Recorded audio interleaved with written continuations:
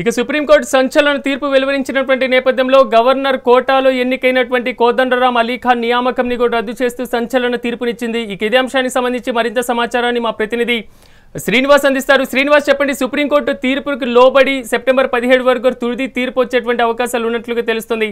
అసలు ఈ అంశానికి సంబంధించిన పూర్తి స్థాయి అప్డేట్స్ ఏ విధంగా ఉన్నాయి? గవర్నర్ కోటాలో ఎన్నికైనటువంటి ఎమ్మెల్సీలు అమీర్ అలీ ఖాన్, అదేవిధంగా కోదండరాంల నియామకం తెలంగాణకు చెందినటువంటి ఎమ్మెల్సీలు కోదండరాం, అమీర్ అలీ ఖాన్ల నియామకం రద్దు చేస్తూ సుప్రీంకోర్టు సంచలన తీర్పు వెలువరించింది.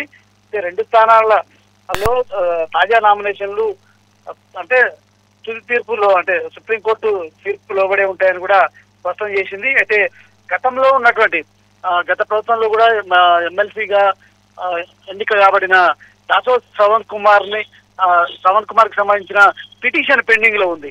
అయితే ఈ పిటిషన్ పెండింగ్ లో ఉండగానే కాంగ్రెస్ ప్రభుత్వం అధికారంలోకి వచ్చాక కోదండరాము, అదేవిధంగా అమీర్ అలీ ఖాన్లకు కూడా సంబంధించి ఎమ్మెల్సీలుగా అవకాశం కల్పించింది ప్రభుత్వం. ఈ నేపథ్యంలో కూడా దానికి సంబంధించి గవర్నర్ దగ్గరికి ఫస్ట్ టైం పంపించిన ఫైల్ కూడా అక్కడ పెండింగ్ లో ఉంది. దాని తర్వాత అంటే తిరిగి పంపించిన నేపథ్యంలో కూడా మరొకసారి ప్రభుత్వం కూడా పంపించింది. అప్పుడు గవర్నర్ యాక్సెప్ట్ చేశారు.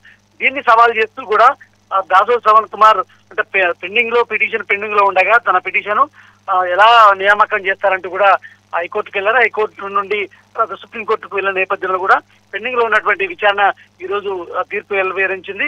నియామకాలు చెల్లవంటూ రద్దు చేస్తూ ఉత్తర్వులు జారీ చేసింది. అయితే ఆ నియామకాల్లో ఏమున్నాయి కాపీలు అంటే దానికి సంబంధించిన సుప్రీంకోర్టు జడ్జిమెంట్ కాపీలు వచ్చాక పూర్తి స్థాయిలో స్పందిస్తానంటూ కూడా ఇప్పటికే ఇప్పుడు ఎమ్మెల్సీగా ఉన్నటువంటి దాసోత్ శ్రవణ్ కుమార్ కూడా స్పందించారు.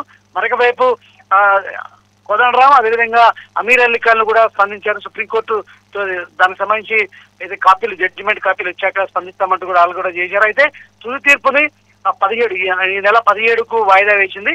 17 తుది తీర్పు ఏ విధంగా ఉంటుంది, ఏ విధంగా ఉండబోతుంది అనేది మాత్రం ఉత్కంఠ రేపుతుందని చెప్పొచ్చు. ఒకవేళ దీనికి సంబంధించి పూర్తి స్థాయిలో మా తుది తీర్పు వెలవాలంటే ఈ నెల 17 వరకు వెయిట్ చేయాల్సిందే.